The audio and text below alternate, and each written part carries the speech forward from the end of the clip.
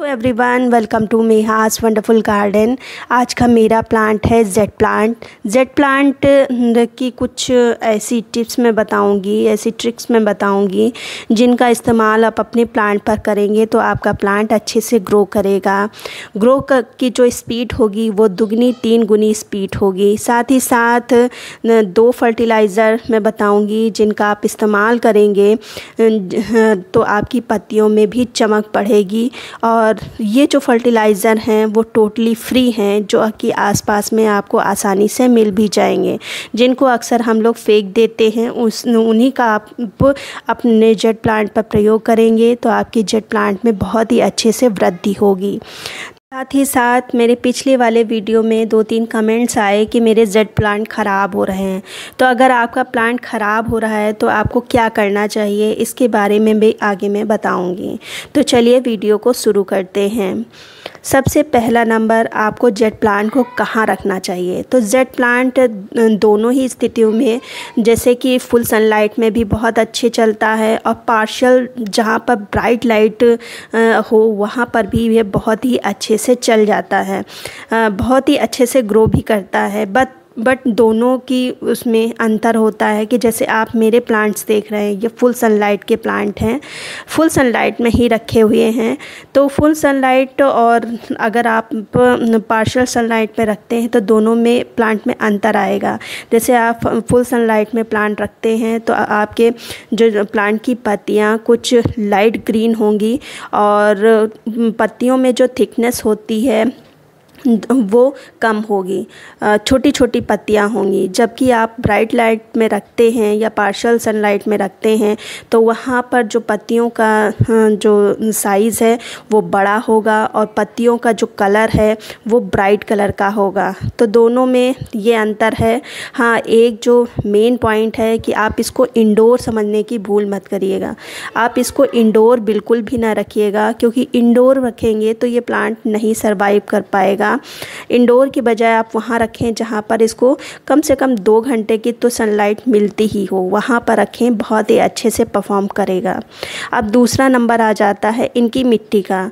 तो मिट्टी में कई पॉइंट्स हैं। अगर आप सिंपल प्लांट ऐसे ही लगा रहे हैं तो आप जैसे किसी भी मिट्टी में लगा सकते हैं। उसमें सिंपल मिट्टी हो, कंपोस्ट हो, कुछ धान की भूसी अगर मिक्स कर दें तो उसमें अच्छे से ग्रो हो जाएगा। जैसे कि ये मेरे प्लांट्स देख रहे हैं, ये सिंपल मिट्टी ही में लगे हुए हैं। लेकिन आप अगर उसको एज ए बोनसाई ट्रीटमेंट दे रहे हैं, आपने उसको शैलो पॉट में लगा रखा है, तो कुछ उनकी मिट्टी पर ध्यान दीजिए।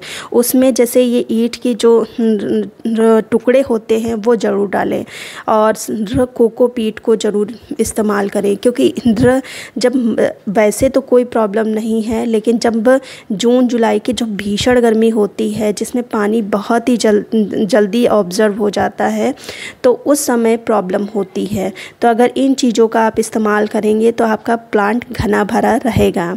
अब बात आती है इनकी प्रूनिंग की। तो अगर आप अपने जेड प्लांट को एज ए ट्री शेप देना चाहते हैं या किसी भी तरह का शेप देना चाहते हैं तो आपको स्टार्टिंग से ही इस पर काम करना स्टार्ट कर देना होगा। आप जितनी भी नीचे की जो भी ब्रांचेस होती हैं, जो भी पत्तियां होती हैं, उनको हटाते जाएं। आप नेचुरल अगर ना भी तार का इस्तेमाल करना चाहें तब भी नेचुरल शेप में ये ट्री शेप आसानी से बन जाएगा।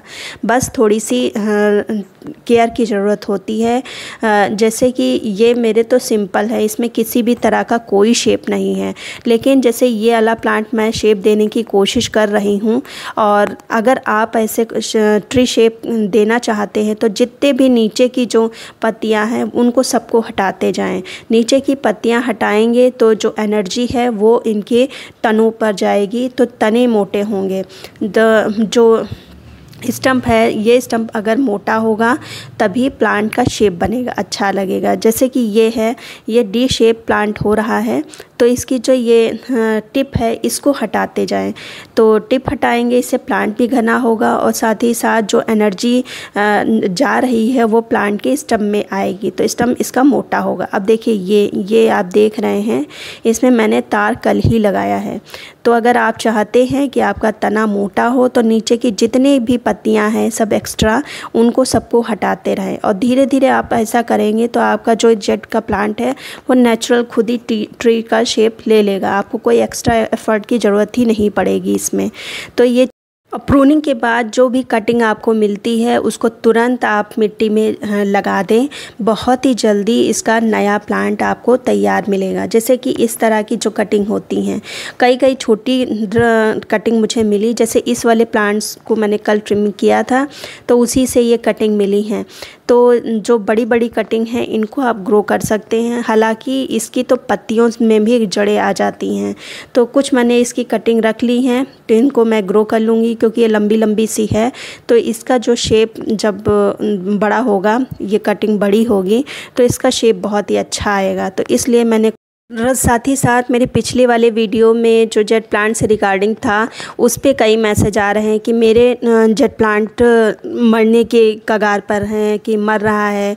कुछ अगर ऐसी प्रॉब्लम है तो आप मेरे FB पर आप अपने प्लांट की पिक भेज सकते हैं, तो उसको देख के मैं उसका ट्रीटमेंट बता सकती हूँ। ऐसे तो नहीं बता सकती कि क्या प्रॉब्लम हो सकती है। अगर फिर भी जैसे आप FB पर नहीं हैं तो आपका जो भी प्लांट है जो कि मरने की उसमें कंडीशन में आ गया है तो उसकी कटिंग तुरंत लगा दें। जो भी प्लांट आपके पास हुआ करें उसकी आप कटिंग ज़रूर लगा दें कि जिससे एक प्लांट ख़राब हो जाए तो दूसरा आपके पास रहे। और कटिंग इसकी बहुत ही जल्दी लगती है। तो बात आती है इनके फर्टिलाइज़र की। तो फर्टिलाइज़र कोई ख़ास फर्टिलाइज़र की ज़रूरत नहीं होती है, लेकिन चूँकि ये गमले में लगा है तो समय समय पर इनको खाद पानी जितना हम देते हैं उतना ही मिल पाता है। तो सबसे आसान जो फर्टिलाइज़र है कह सकते हैं, जो कि हमारे अक्सर घर ही में मिल जाता है, आजकल तो बहुत ही अधिक मिल रहा है, वो है ये छिलके। चाहे लौकी का हो, चाहे तुरई का हो, चाहे कोई भी छिलका हो, ग्रीन जो वेजिटेबल होती हैं उनके जो छिलके होते हैं वो बहुत ही ज़्यादा इफ़ेक्टिव होते हैं जो लीफी प्लांट हैं उनके लिए। तो इन छिलकों को आप रात भर के लिए भिगो के रख दें। सिर्फ मैंने रात भर के लिए भिगो के रखा है, फिर सुबह के टाइम आप ये पानी डाल दें। बहुत ही इफ़ेक्टिव है।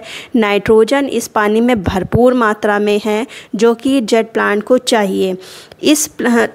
मुझे नहीं लगता जेट प्लांट के लिए आप बाहर से कोई फर्टिलाइज़र लाएं और उसमें डालें।